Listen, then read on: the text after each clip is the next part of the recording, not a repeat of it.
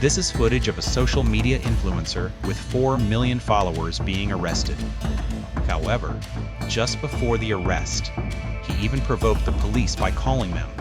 Even while on the run, he kept filming videos to boost his popularity with fans.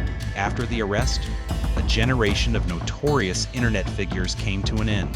Behind him, there was actually a case of coercion. Today we tell the story of Beggar Pigeon's capture. On the afternoon of October 18, 2018, a girl dragging a suitcase nervously ran into Bashan Police Station in Shangren County, Jiangxi, to report a case, claiming she had been illegally detained for a long time and was forced into prostitution. The girl's name was Yin Yin, from Hunan Province, born in 2002. She said, not long ago, she met her boyfriend in Dongguan through a dating app named Ashui, and they hit it off. After several chats, she and Ashui met in person and established a relationship. A few days later, Ashui told Yin Yin that since he was just idle at home anyway, she might as well come with him to Jiangxi to work. Trusting Ashui, Yin Yin agreed happily. After arriving in Jiangxi, Ashui said he wanted Yin Yin to work as a hostess in a bar. At first, Yin Yin was reluctant, but Ashui added that it wasn't about prostituting herself, but about tricking people with no-show scams. The so-called no-show scam was where Ashui introduced hostesses to nightclub owners and collected fees. Then, after charging the intermediary fees, they took the hostess away, avoiding the job, achieving their goal. Yin Yin followed him to Jiangxi, half believing his story. Upon arrival, Yin Yin was handed over to a boss, while Ashui and his companions left for several days, and she received no message from her boyfriend to come get her.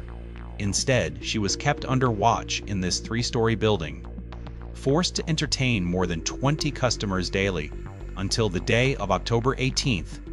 She finally found a chance. He cut a hole in the 3rd-floor security window with a kitchen knife, then crawled out through the gap.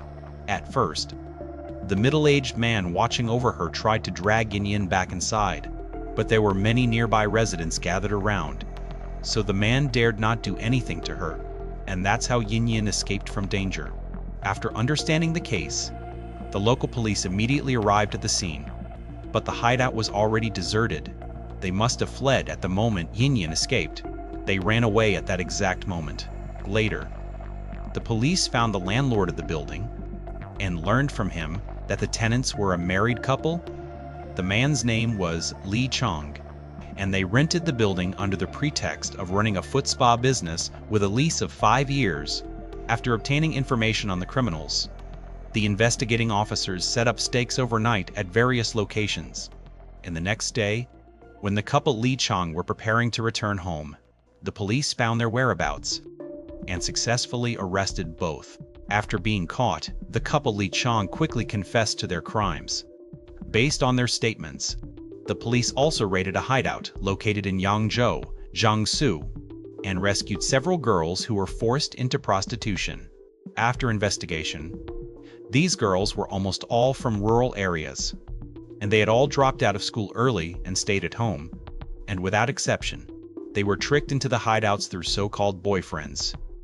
These boyfriends used photos flaunting wealth on social media to deceive naive rural girls involved in the case and gradually lured them to meet offline under the pretense of going out to work.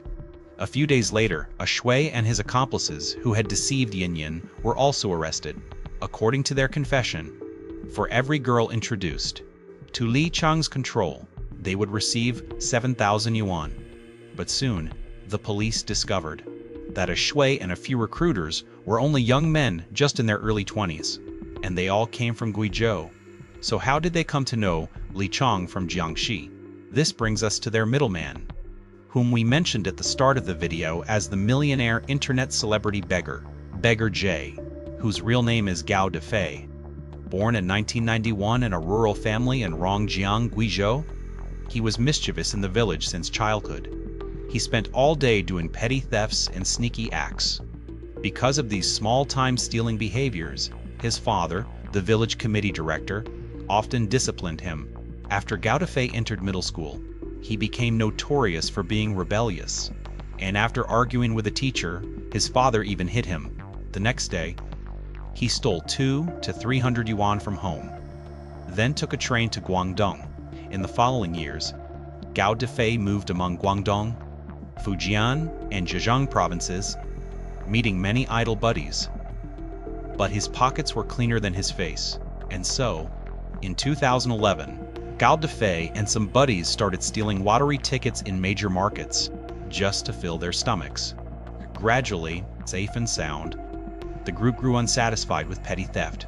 In May of 2011, they targeted an electric bike shop in Zuji, Zhejiang, stealing 7 electric bikes in succession, and Gao Defei was eventually sentenced to 2 years in prison.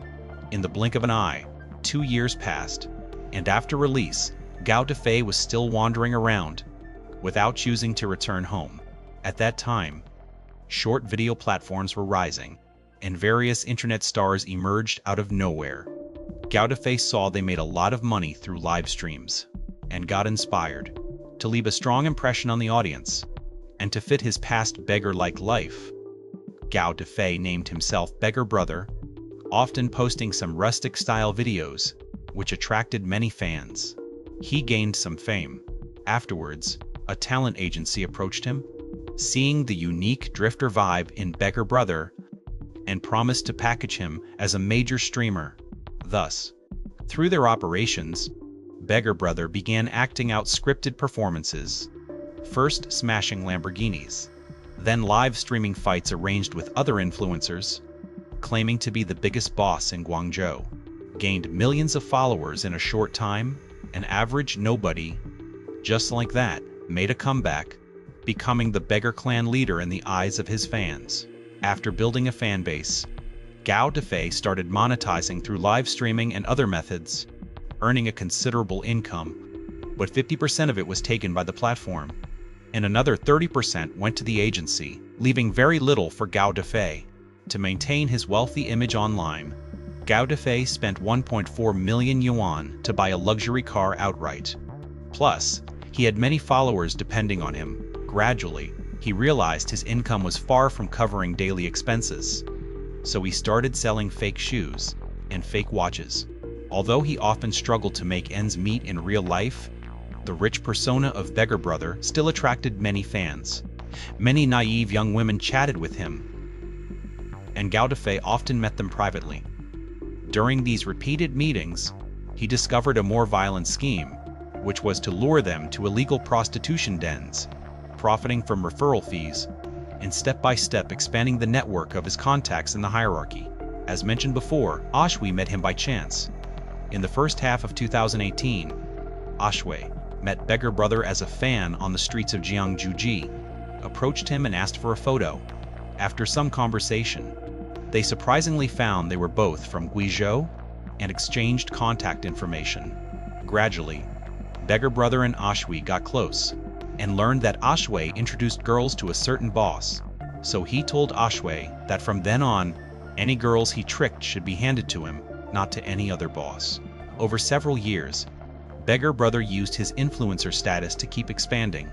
His superiors were not just Li Chong, but spread across Jiangxi, Fujian, Hainan, Guangdong, and other places, with countless girls being trafficked and lured. Today, some criminals closely linked with Beggar Brother have been caught one after another, but Gao Defei himself has yet to be arrested, because he often moved between different cities, and his posted videos were usually split into 2 parts.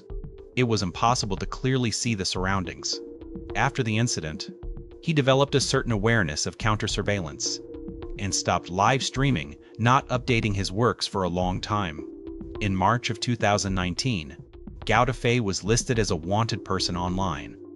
What the police did not know was, at that time, he was hiding deep in the mountains of his hometown in Guizhou, until August 9, 2019. The long-disappeared Gao Defei finally appeared on Weibo because his son, Little Cap, was born, and he posted a lengthy message expressing his helplessness. In the following 2 days, he also updated video posts. Facing the camera, He complained to his family that he had lost almost 30 pounds. And this period was very painful. All because I wanted to see this little rascal. I really don't know how I got through this time. I don't even dare to recall it. Let me hold this little rascal. I'll just touch him and leave. The Kuaishou app is almost done. It's over. I've waited so long. Finally waited until today, after a long wait. Just to see you once. Although you are my son, and extremely naughty. When I am well, and when I am not well, you come anyway. In any case, your arrival was something greatly longed for, and very frightening. Soon, the investigating officers saw the updates he posted, and noticed the words Rongjiang County Women's and Children's Hospital on the clothes worn by Little Cap. Because of this, the police concluded that Gao Defei was currently at his hometown in Rongjiang. The investigating officers immediately drove to Gao Defei's village hometown, and when they arrived at the home, they only found 3 still warm bowls of rice, but no sign of Gao Defei. It turned out that he had installed surveillance cameras around the village early on. Before the police arrived, he had already fled. Just as the police were preparing to enter the mountains to search, they unexpectedly received a phone call from Gao Defei. He advised the police to stop chasing him, saying if they searched for me, they really wouldn't be able to find me, because in our area, it's not like other places where they can't be found. Also, the place he came to today, there were many traps designed to catch wild boars. Very large traps that would break a foot immediately if stepped on. He said he would definitely surrender, but wondered if it was possible. I guess you wouldn't come, yet you did. September 4th. September 4th. My son laid out plenty of wine. From September 4th to September 6th through 8th. Seeing this, the police first pretended to agree to his request, then waited at the village entrance at the foot of the mountain. That night, Gao Defei was successfully arrested on his way home. At the moment of arrest, he shouted loudly, "I am surrendering myself voluntarily." On December 25, 2020, Gao Defei's case of suspected trafficking in women and children was heard at the Chongren court in Jiangxi.